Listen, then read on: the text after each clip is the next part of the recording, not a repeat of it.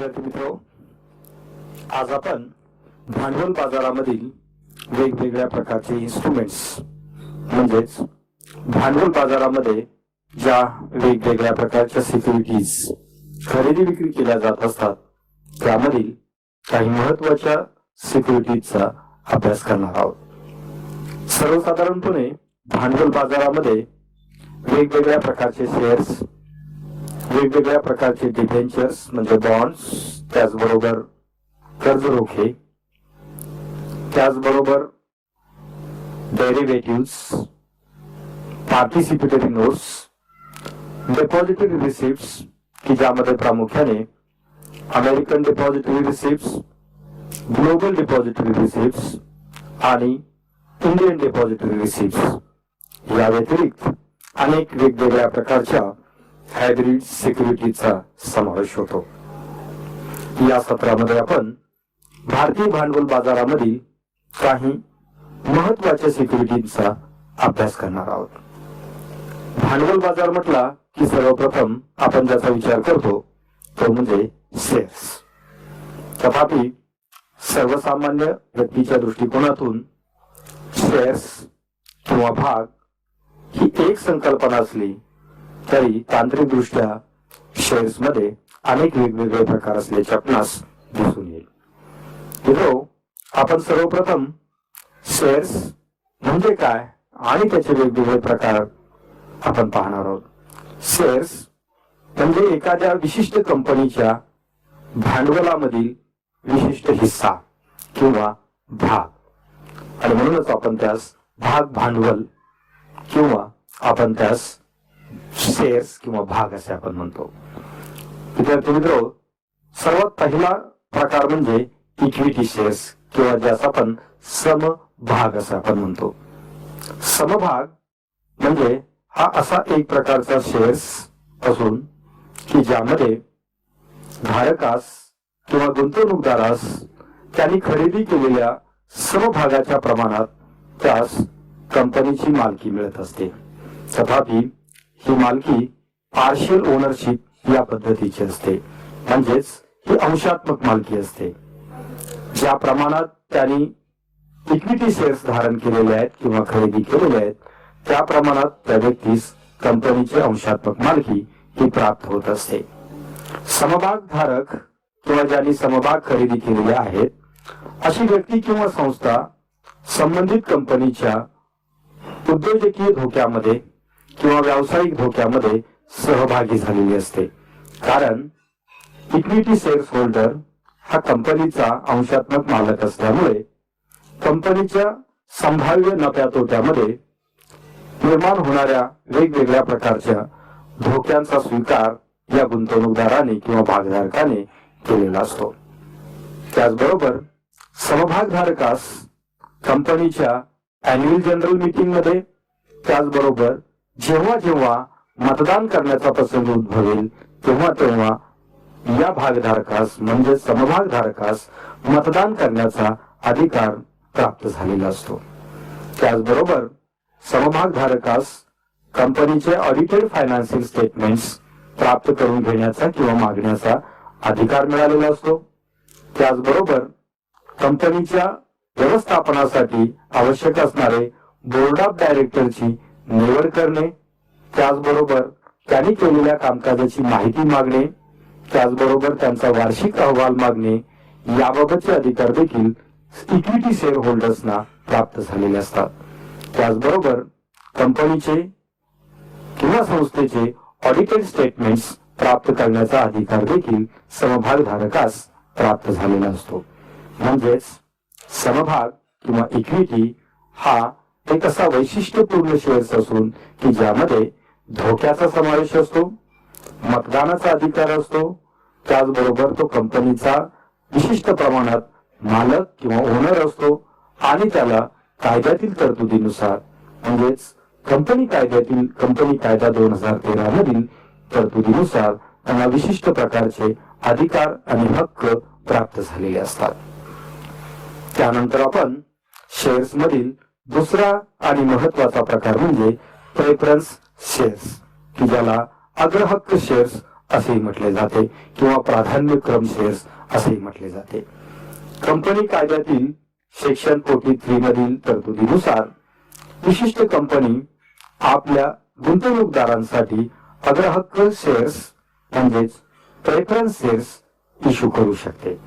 अर्थात समभागधारकाप्रमाणेच equity share holder प्रमाणेच हे शेअर होल्डर्स देखील कंपनीच्या किंवा उद्योग संस्थेच्या उद्योजकीय तसेच व्यावसायिक धोक्यामध्ये म्हणजेच एंटरप्रेन्योरशिप रिस्क त्याचबरोबर बिझनेस रिस्क मध्ये समाविष्ट असतात. तथापि समभागधारकास म्हणजेच इक्विटी शेअर होल्डर्सना मतदान करण्याचा अधिकार असतो, मात्र प्रेफरन्स शेअर होल्डर्सना कोणत्याही प्रकारचा मतदानाचा अधिकार हा प्राप्त होत नाही. त्याचबरोबर आणखी एक महत्वाची खासियत म्हणजेच प्रेफरन्स शेअर होल्डर्सना कंपनीला झालेल्या नफ्यातून जेव्हा डिव्हिडंडची वाटणी करावयाची असते किंवा डिव्हिडंड इश्यू करावयाचा असतो तेव्हा त्यामध्ये अग्रक्रमाने त्याचे पेमेंट रिसीव्ह करण्याचा अधिकार असतो. म्हणजेच नफ्याच्या वाटणीमध्ये सर्वप्रथम डिव्हिडंड डिस्ट्रीब्युशन मध्ये प्रेफरन्स शेअर होल्डरचा नंबर त्या ठिकाणी असतो आणि त्यानंतर समभागधारकांसाठी डिव्हिडंडचे वाटप किंवा त्याचे डिस्ट्रीब्युशन हे केले जात असते. त्याचबरोबर जेव्हा काही कारणास्तव एखादी कंपनी बंद पडते किंवा ती वाइंडिंग अप करण्याची वेळ येते तेव्हा सर्वप्रथम प्रेफरन्स शेअर होल्डरची पेमेंट्स किंवा त्यांनी दिलेले भांडवल हे परत दिले जाते. तथापि यापूर्वी बॉन्डधारक डिबेंचर धारकांचे पेमेंट्स हे केले जात असते. तथापि शेअर्स या कॅटेगरीमध्ये सर्वप्रथम प्रेफरन्स शेअर होल्डरचे कॅपिटल किंवा भांडवल हे परत दिले जात असते. प्रेफरन्स शेअर्स मध्ये कम्युनिटिव्ह व नॉन कम्युनिटिव्ह प्रेफरन्स शेअर्स असे दोन प्रकारचे शेअर्स आपल्याला पाहायला मिळतात की ज्यामध्ये एका प्रकारामध्ये डिव्हिडंड हा पेड केला जातो तर कम्युनिटिव्ह प्रेफरन्स शेअर्स मध्ये डिव्हिडंड हा गुंतवणूकदाराला पे न करता डिव्हिडंडच्या रकमेतून तेवढ्याच रकमेचे शेअर्स संबंधित गुंतवणूकदाराला इश्यू केले जात असतात. म्हणजेच डिव्हिडंडच्या रकमेच्या माध्यमातून प्रेफरन्स शेअर्स हे कम्युनिकेट होत जात असतात किंवा त्यांची संख्या त्या प्रमाणात वाढत जात असते. त्याचबरोबर समभागधारकाप्रमाणेच प्रेफरन्स शेअर होल्डर्सला कंपनीच्या असेट्स वरती मालकी अधिकार हे प्राप्त झालेले असतात. त्याचबरोबर प्रेफरन्स शेअरची व्हॅल्यू ही त्या ठिकाणी ऍट पार व्हॅल्यू असते, त्याच्यामध्ये फार मोठे बदल हे होत नसतात. त्याचबरोबर प्रेफरन्स शेअर्स मध्ये रिडीमेबल प्रेफरन्स शेअर्स हेही त्या ठिकाणी प्रकार आपल्याला पाहावयास मिळतो. म्हणजेच जेव्हा ही त्या ठिकाणी प्रेफरन्स शेअर होल्डर्सना हे शेअर्स नको असतात तेव्हा त्या ठिकाणी बायबॅकची किंवा कंपनीज ते शेअर्स परत देण्याची व्यवस्था देखील करण्यात आलेली असते. तर अशा प्रकारचा हा प्रेफरन्स शेअर्स हा देखील शेअरचा एक महत्वपूर्ण प्रकार आहे. त्यानंतर आपण डीव्हीआर शेअर्स. डीव्हीआर शेअर्स म्हणजेच डिफरन्शियल वोटिंग राईट्स शेअर्स असे त्यास म्हटले जाते. म्हणजेच कंपनी कायदा 2013 मधील सेक्शन 43A2 मधील तरतुदीनुसार एखादी विशिष्ट कंपनी ही आपल्या एकूण पेडअप कॅपिटलच्या 26% डीव्हीआर शेअरची विक्री करू शकते. म्हणजेच कंपनीचे भाग भांडवल पेडअप कॅपिटल हे 100 करोड रुपीज असेल तर 26,000 करोड रुपीचे डीव्हीआर शेअर्स विक्री करण्याची मुभा कंपनीस असते. तथापि डीव्हीआर शेअरच्या बाबतीमध्ये सर्वात महत्वाचा ऑप्शन म्हणजे डीव्हीआर शेअर्स धारकास मतदानाचा अधिकार असतो, मात्र हा अधिकार लिमिटेड वोटिंग राईट या प्रकारामध्ये असतो. म्हणजेच एका भागधारकास एकच मतदान करण्याचा अधिकार असतो. तथापि इक्विटी शेअर्स त्याचबरोबर प्रेफरन्स शेअर्स मध्ये वोटिंग राईट्स हे अधिक असतात. भांडवलाच्या प्रमाणात वोटिंग राईट्स अलाउड असतात. त्याचबरोबर डीव्हीआर मध्ये देखील कंपनीकडून बायबॅकचा ऑप्शन म्हणजेच विकलेले शेअर्स हे परत खरेदी करण्याची व्यवस्था कंपनीने करून ठेवलेली असते. त्याचबरोबर इतर शेअर्स प्रमाणेच याही शेअरच्या बाबतीमध्ये डीव्हीआर शेअर्स धारकास कंपनीच्या असेटची मालकी ही प्राप्त झालेली असते. तर अशा प्रकार अभ्यासल्यानंतर आता आपण डिबेंचर्स व डिबेंचरची वैशिष्ट्ये त्याचबरोबर डिबेंचरचे वेगवेगळे प्रकार आपण पाहणार आहोत. डिबेंचर म्हणजेच कर्जरोखे. याच्या नावाप्रमाणेच एखाद्या कंपनीस निधी म्हणून किंवा कंपनीच्या कामकाजाकरिता आवश्यक असणारे फंड्स हे कर्जाच्या स्वरूपात जेव्हा हवे असतात तेव्हा संबंधित कंपनी विशिष्ट परवानगीनंतर आपल्या कंपनीचे डिबेंचर्स हे विक्रीस काढत असते. डिबेंचर हे सर्वसाधारणपणे दोन प्रकारचे असतात. सरकारी कंपन्यांनी किंवा शासनाने विक्रीला काढलेले डिबेंचर्स म्हणजेच शासकीय डिबेंचर्स किंवा सरकारी कर्जरोखे व खाजगी कंपन्यांनी विक्रीस काढलेले कर्जरोखे म्हणजेच खाजगी किंवा कॉर्पोरेट कर्जरोखे. डिबेंचरच्या बाबतीमध्ये काही महत्वाची वैशिष्ट्ये किंवा त्याची कॅरेक्टरिस्टिक्स आपल्याला समजून घेणे आवश्यक आहे. डिबेंचर हे एक डेट इन्स्ट्रुमेंट आहे, म्हणजेच कर्ज उभा करण्यासाठीचे एक माध्यम किंवा वित्तीय साधन आहे. डिबेंचरच्या बाबतीमध्ये सर्वसाधारणपणे फिक्स व्याजदर हा कंपनीकडून किंवा डिबेंचर इश्यू करणाऱ्या संस्थेकडून हा निर्धारित करून दिलेला असतो की जो फिक्स असतो की ज्या व्याजदराप्रमाणे त्यावरती विशिष्ट व्याज रक्कम विशिष्ट मुदतीसाठी अदा केली जात असते. त्याचबरोबर प्रत्येक डिबेंचरसाठी एक विशिष्ट मुदत ही निर्धारित करण्यात आलेली असते आणि मुदतीनंतर संबंधित डिबेंचरची मूळ रक्कम व त्यावरील व्याज अशी रक्कम ही रीपे केली जात असते, म्हणजेच गुंतवणूकदारास परत दिली जात असते. त्याचबरोबर डिबेंचरची विक्री ही तीन वेगवेगळ्या पद्धतीने होऊ शकते. म्हणजेच डिबेंचरवरती छापलेल्या दर्शनी किमतीपेक्षा कमी किमतीने डिबेंचरची विक्री होऊ शकते. त्याचबरोबर त्यावरती छापलेल्या किमतीपेक्षा अधिक किमतीने त्याची विक्री होऊ शकते. त्याचबरोबर त्यावरती छापलेल्या मूळ किमतीनुसार देखील त्याची विक्री ही होऊ शकते. यालाच sell at par, sell at premium rate, sell at discount rate असे म्हटले जाते. म्हणजेच छापलेल्या किमतीनुसार विक्री होत असल्यास त्यास सेल ॲट पार प्राइस असे म्हटले जाते. तर छापलेल्या किमतीपेक्षा अधिक किमतीस विक्री होत असेल तर त्यास सेल ॲट प्रीमियम प्राइस आणि छापलेल्या किमतीपेक्षा कमी किमतीस विक्री होत असल्यास सेल ॲट डिस्काउंट प्राइस असे त्या ठिकाणी म्हटले जाते. अर्थात यामधील कोणत्या प्रकाराने खरेदी आणि विक्री होईल हे त्या कंपनीच्या रेप्युटेशन वरती व त्या कंपनीच्या ब्रँड वरती अवलंबून असते. म्हणजेच ज्या कंपन्यांमध्ये गुंतवणूक करणे अधिक फायद्याचे आहे अशी परिस्थिती गुंतवणूकदाराला वाटत असते तेव्हा त्याची खरेदी विक्री ही प्रीमियम रेटला होण्याची शक्यता अधिक असते.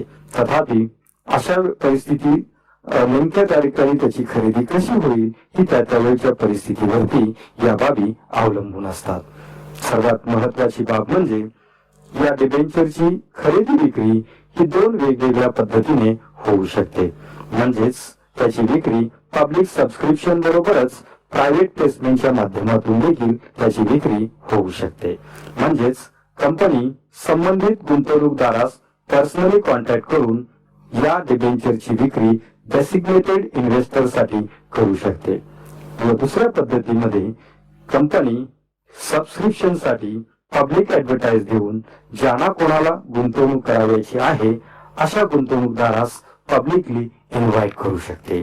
यालाच प्रायव्हेट इश्यू व पब्लिक इश्यू असे म्हणता येते. त्याचबरोबर हे डिबेंचर्स स्टॉक एक्सचेंजेस मध्ये लिस्टेड केले जात नसतात किंवा लिस्टेड केले जाऊ शकतात.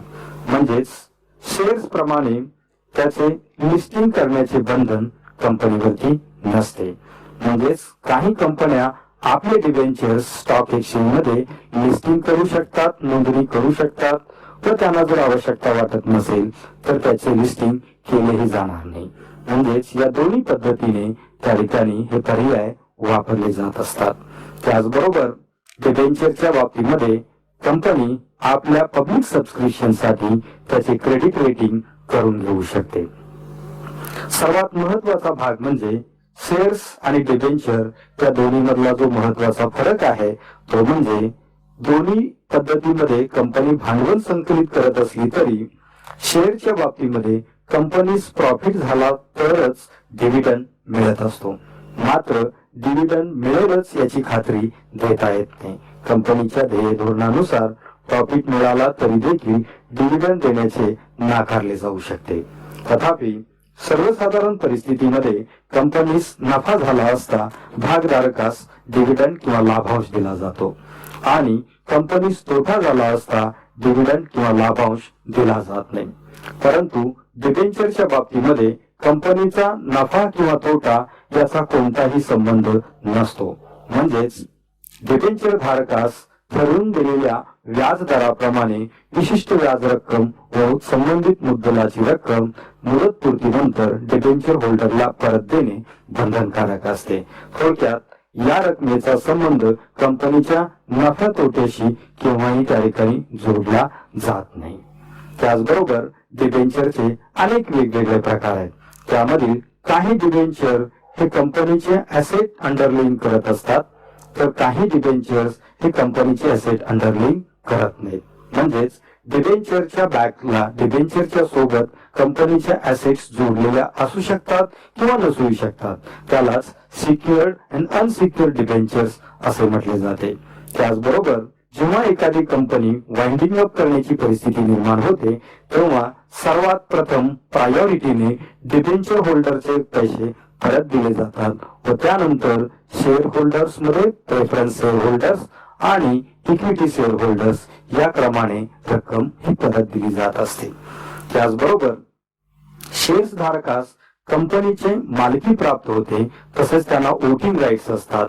मात्र डिबेंचर धारकास कोणत्याही प्रकारचा वोटिंग राईट नसतो.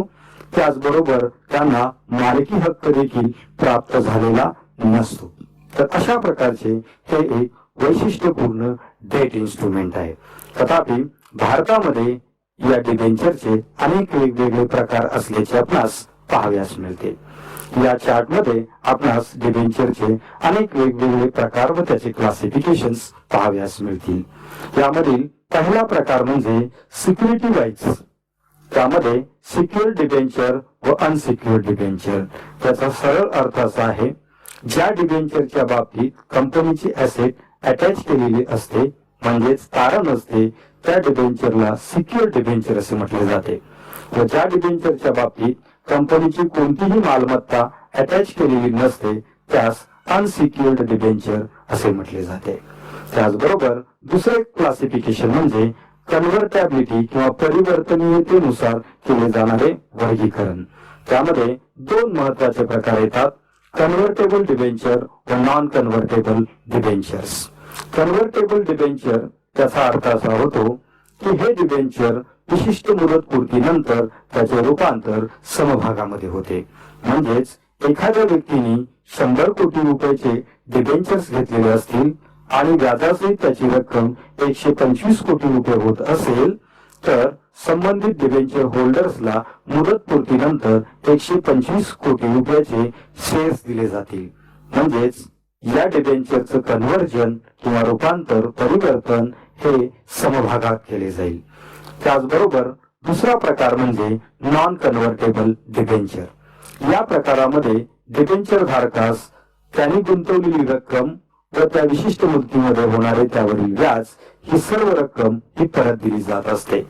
तथापि कन्व्हर्टेबल डिबेंचर मध्ये अनेक वेगवेगळे उपप्रकारही आपणास पाहाव्यास मिळतात. कन्व्हर्टेबल डिबेंचर मध्ये partially convertible debenture and fully convertible debenture असे वेगवेगळे प्रकार पाहाव्यास मिळतात. पार्शियली कन्व्हर्टेबल डिबेंचर मध्ये काही रक्कम शेअर्स मध्ये कन्व्हर्ट केली जाते व उर्वरित रक्कम गुंतवणूकदारास परत दिली जाते व फुल्ली कन्व्हर्टेबल डिबेंचर मध्ये संपूर्ण रक्कम शेअर्स मध्ये कन्व्हर्ट केली जात असते. त्याचा आणि महत्वाचा प्रकार म्हणजे परमनन्स नुसार त्याचे दोन प्रकार त्या ठिकाणी पाडले जातात. एक म्हणजे रिडीमेबल डिबेंचर आणि दुसरा इरिडीमेबल डिबेंचर. रिडीमेबल डिबेंचर म्हणजेच असा कर्जरोखा की ज्याची पुनर्विक्री किंवा पुनर्खरेदी ही मुदतीपूर्वी शक्य असते.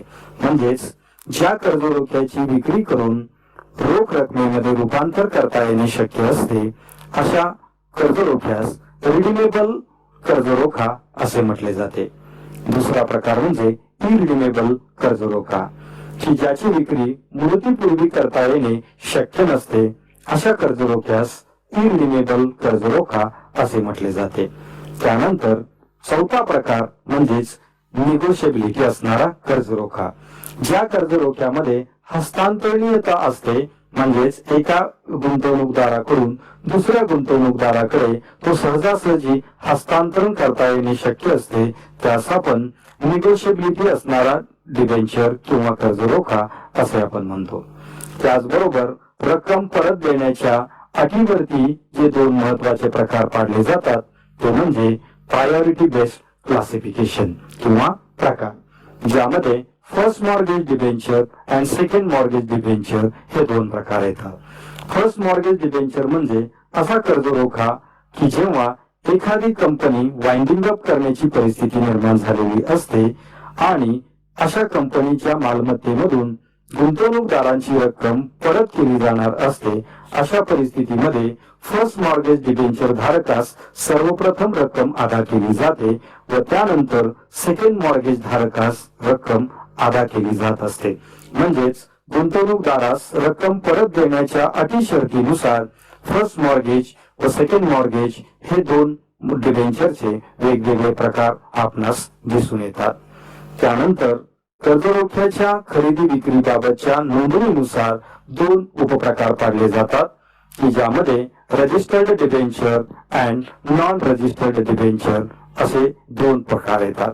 की ज्यामध्ये रजिस्टर्ड डिबेंचर म्हणजे असा कर्जरोखा की ज्याची नोंदणी खरेदी विक्री बाबतची नोंदणी ही रजिस्ट्रारकडे केलेली असते, म्हणजेच कंपनी रजिस्ट्रारकडे याबाबतच्या खरेदी विक्री व्यवहाराची कायदेशीर नोंद केलेली असते व ज्या कर्जरोख्याच्या बाबतीत पुनर्विक्री आणि पुनर्खरेदी बाबतची नोंद कंपनी रजिस्ट्रारकडे केलेली नसते अशा कर्जरोख्यास नॉन रजिस्टर्ड डिबेंचर असे म्हटले जाते.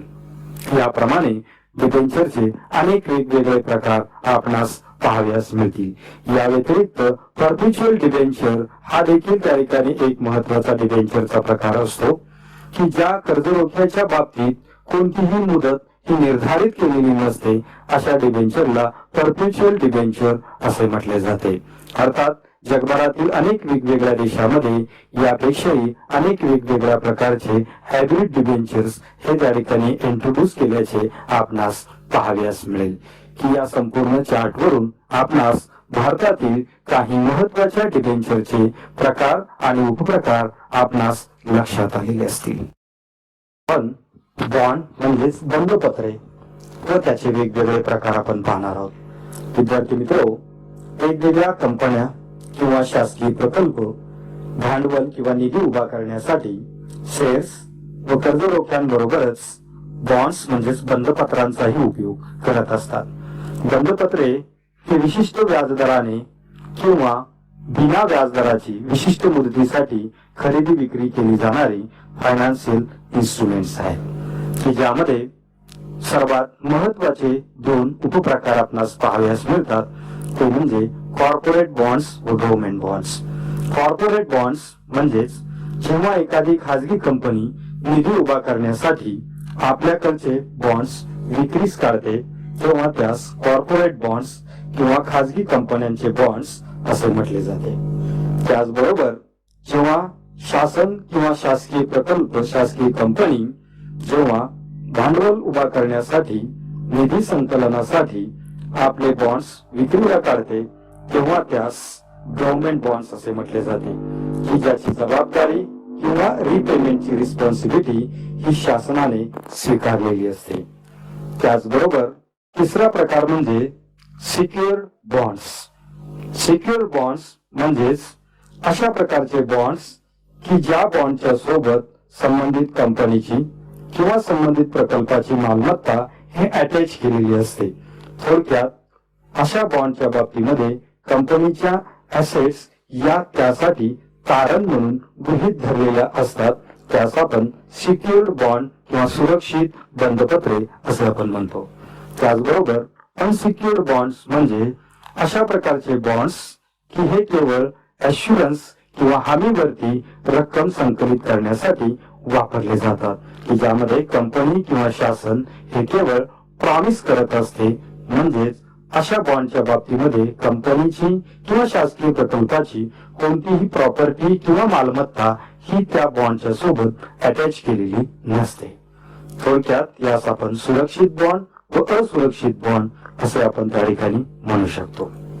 त्यानंतर झिरो कुपन बॉन्ड किंवा ज्याला आपण ZCB असे आपण म्हणतो. हा बॉन्ड एक असा वैशिष्ट्यपूर्ण बॉन्ड आहे की ज्याची विक्री ही त्यावरती छापलेल्या कमी किमतीस होत असते. म्हणजेच डिस्काउंट प्राइसला त्याची खरेदी विक्री ही केली जात असते. प्रत्यक्षात हा डिस्काउंट किती राहील हे त्या वेळच्या परिस्थितीवरती अवलंबून असते. म्हणजेच अशा बॉन्डची विक्री ही कमी छापलेल्या किमतीपेक्षा कमी किमतीस होते. मात्र आफ्टर मॅच्युरिटी त्यावरती छापलेली किंमत ही गुंतवणूकदारास मिळत असते. तथापि खरेदीची किंमत व प्रत्यक्ष त्यावरती छापलेली फेस व्हॅल्यू यामधील जी तफावत असते तो गुंतवणूकदाराचा लाभ असतो. पाचवा प्रकार म्हणजेच डीप डिस्काउंट बॉन्ड, DDB असं त्यास म्हटले जाते. DDB मध्ये झिरो इंटरेस्ट बॉन्ड प्रमाणेच की या ठिकाणी त्याची विक्री ही छापलेल्या फेस व्हॅल्यू पेक्षा निम्न किमतीला म्हणजेच कमी किमतीला होत असते. तथापि मुदतपूर्तीनंतर त्या गुंतवणूकदारास फेस व्हॅल्यू म्हणजे छापलेली किंमत ही त्यास रिडीम करता येते, म्हणजेच त्यास परत मिळत असते. यामध्ये डिस्काउंटची व्हॅल्यू ही सर्वाधिक असते. म्हणजेच झिरो कुपन बॉन्ड पेक्षा अधिक डिस्काउंट डीप डिस्काउंट बॉन्ड मध्ये हा मिळू शकतो. त्यानंतर सहावा प्रकार म्हणजेच कन्व्हर्टेबल बॉन्ड. कन्व्हर्टेबल बॉन्ड म्हणजे मुदतपूर्तीनंतर ज्या बॉन्डचे रूपांतर इक्विटी म्हणजे समभागामध्ये होणार असते व त्यास समभाग प्राप्त होणार असतात, अशा बॉन्ड्सला कन्व्हर्टेबल बॉन्ड्स असे म्हटले जाते. Next type inflation bond. Inflation bonds म्हणजे असे बॉन्ड्स की ज्यामध्ये त्यावरती मिळणारा परतावा हा त्या ठिकाणी भाववाढीच्या प्रमाणे हा ऍडजस्ट केला जात असतो. म्हणजेच भाववाढीचा दर वाढला असता त्यावरती मिळणारा परतावा हा वाढत जातो व भाववाढ कमी झाली असता त्यावरती मिळणारा परतावा हा कमी होत जातो. त्यास इन्फ्लेशन बॉन्ड असे म्हटले जाते. त्याचबरोबर फिक्स रेट बॉन्ड.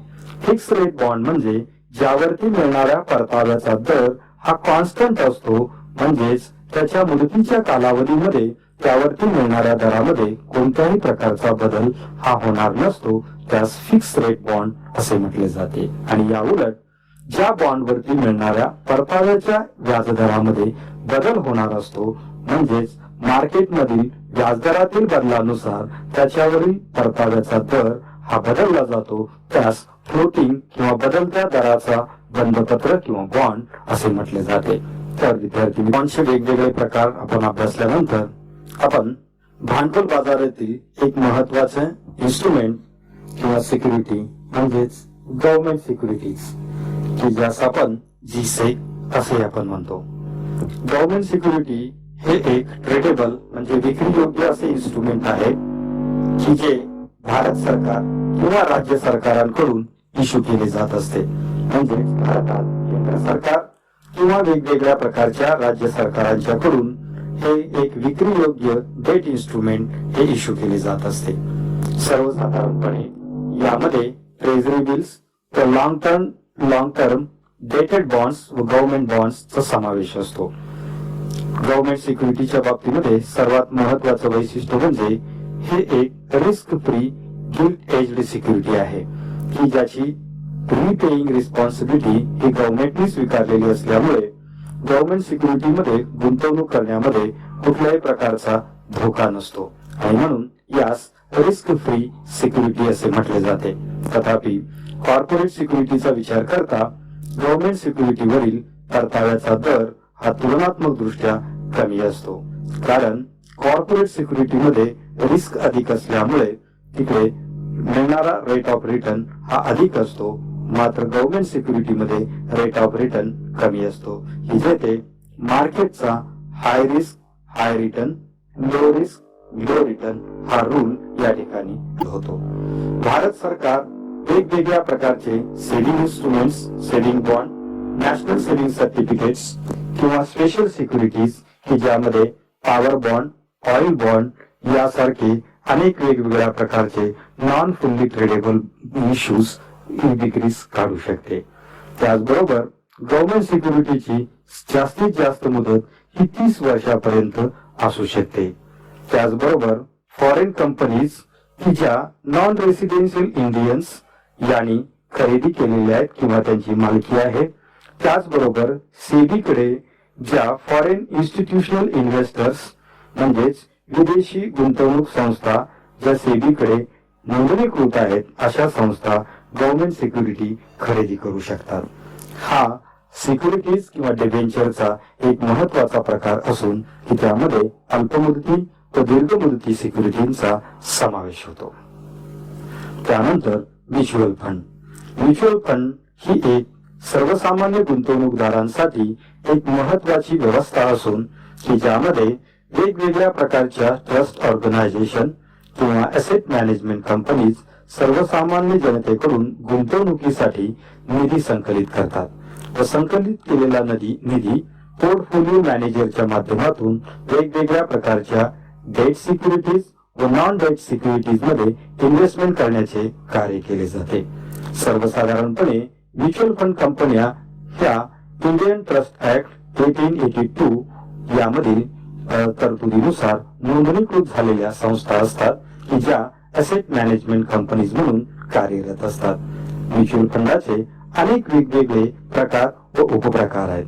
तथापि या सत्रामध्ये आपण म्युच्युअल फंडाचे काही महत्वाचे प्रकार आपण अभ्यासणार आहोत. विद्यार्थी मित्रो, म्युच्युअल फंडामध्ये पहिला आणि महत्वाचा प्रकार म्हणजेच इक्विटी फंड. इक्विटी फंड्स म्हणजेच असा म्युच्युअल फंड की ज्याच्या माध्यमातून संकलित केलेली रक्कम ही भांडवल बाजार व नाणे बाजारामधील समभाग म्हणजेच वेगवेगळ्या प्रकारच्या शेअर्स मध्ये त्याची गुंतवणूक करण्यासाठी ही रक्कम वापरली जाणार असते. थोडक्यात ज्या म्युच्युअल फंडाची रक्कम इक्विटीमध्ये गुंतवली जाणार असते त्यास इक्विटी फंड असे म्हटले जाते. त्यानंतर डेट फंड. डेट फंड म्हणजेच असा म्युच्युअल फंड की ज्याची संकलित केलेली रक्कम डिबेंचर किंवा बॉन्ड्स यासारख्या डेट इन्स्ट्रुमेंट्स मध्ये गुंतवणूक केली जात असते. त्याचबरोबर याचा तिसरा प्रकार म्हणजे हायब्रिड फंड्स. हायब्रिड फंड्स मध्ये संकलित केलेली रक्कम काही अंशी डेट फंडामध्ये व काही अंशी इक्विटी फंडामध्ये जमा केली जाणार असते किंवा गुंतवली जाणार असते आणि म्हणून त्यास संयुक्त फंड किंवा हायब्रिड फंड असे म्हटले जाते. म्युच्युअल फंडामध्ये long term, short term fund याबरोबरच क्लोज एंडेड म्युच्युअल फंड व ओपन एंडेड म्युच्युअल फंड असे उपप्रकार पाहाव्यास मिळतात. क्लोज एंडेड म्युच्युअल फंड म्हणजे ज्या म्युच्युअल फंडामध्ये गुंतवणूकदारांना गुंतवणूक करण्यासाठी विशिष्ट मुदत निर्धारित करून दिलेली असते, त्या मुदतीपूर्वीच गुंतवणूक करणे आवश्यक असते, त्यास आपण क्लोज एंडेड म्युच्युअल फंड असे म्हणतो. व ज्या म्युच्युअल फंडामध्ये गुंतवणूक करण्याची मुदत किंवा अंतिम सीमा निर्धारित केलेली नसते त्यास आपण ओपन एंडेड म्युच्युअल फंड असे आपण म्हणतो. त्यानंतर पार्टिसिपेटरी नोट. पार्टिसिपेटरी नोट किंवा पी नोट हे एक त्या ठिकाणी डेरिव्हेटिव्ह असून त्यास पी नोट किंवा पीएन असेही म्हटले जाते. सर्वसाधारणपणे सेबीकडे नोंदणीकृत असणाऱ्या फॉरेन इन्स्टिट्यूशनल इन्व्हेस्टर जेव्हा परदेशातील बिगर नोंदणीकृत गुंतवणूकदारांना भारतीय भांडवल बाजारामध्ये गुंतवणूक करण्यासाठी जे इन्स्ट्रुमेंट्स विक्रीस काढतात त्यास पार्टिसिपेटरी नोट असे म्हणतात.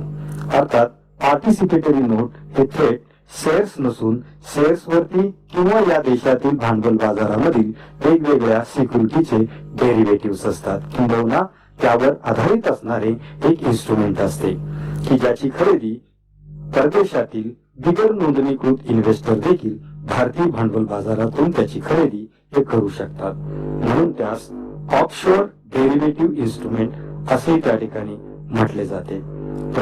पार्टिसिपेटरी नोट किंवा पीएन हे डेरिव्हेटिव्ह इन्स्ट्रुमेंट म्हणून इंडियन ऍसेट्स ह्या अंडरलेईंग करत असते, म्हणजेच त्याच्या पाठीमागे तारण असणारी मालमत्ता ही भारतातील वेगवेगळ्या कंपन्यांचे शेअर्स किंवा त्यांच्या असेट्स असतात. जगभरामध्ये अनेक देशांमध्ये पार्टिसिपेटरी नोट्स या अधिक पॉप्युलर असल्याचे दिसून येते, कारण यामध्ये गुंतवणूकदाराचे नाव हे डिस्क्लोज केले जात नसते, ते अनॉनमस राहत असते. ही नोट एडीआर, जीडीआर व आयडीआर या तीन डिपॉझिटरी रिसिप्ट्स बद्दल आपण माहिती घेणार आहोत. विद्यार्थी मित्रो, डिपॉझिटरी रिसिप्ट्स म्हणजे असा एक फॉर्म किंवा रिसिप्ट की ज्याच्यामध्ये विशिष्ट कंपनीचे विशिष्ट नंबर ऑफ शेअर्स कोट केलेले असतात आणि या मार्केटमध्ये अशा रिसिप्ट्स की ज्याच्यावरती विशिष्ट कंपन्यांचे शेअर्स अधोरेखित केलेले आहेत अशा रिसिप्टची खरेदी विक्री ही केली जात असते.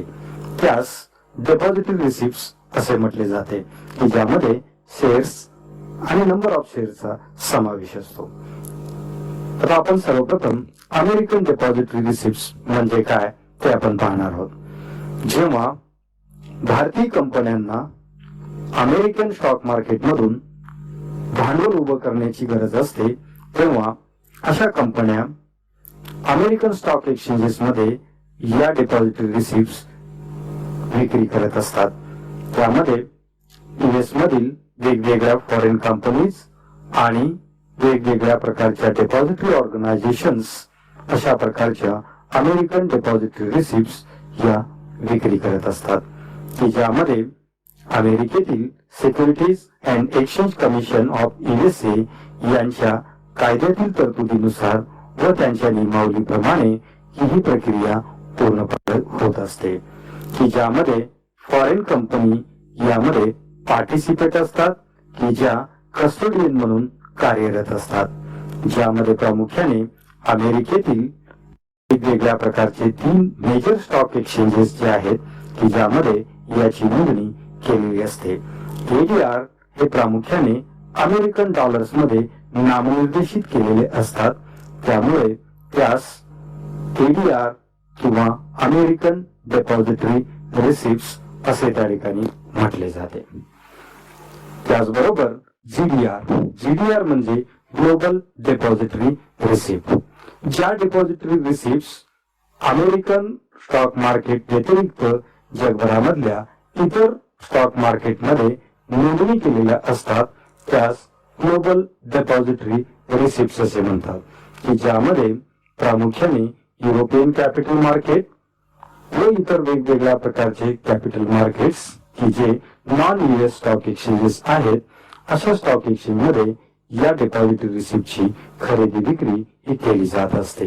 हे एक निगोशिएबल इन्स्ट्रुमेंट असून की ते जगभरामध्ये त्याची खरेदी विक्री ही केली जात असते, म्हणून त्यास ग्लोबल डिपॉझिटरी रिसिप्ट्स असे म्हणतात. त्यानंतर इंडियन डिपॉझिटरी रिसिप्ट की ज्यास आपण आयडीआर असे आपण म्हणतो.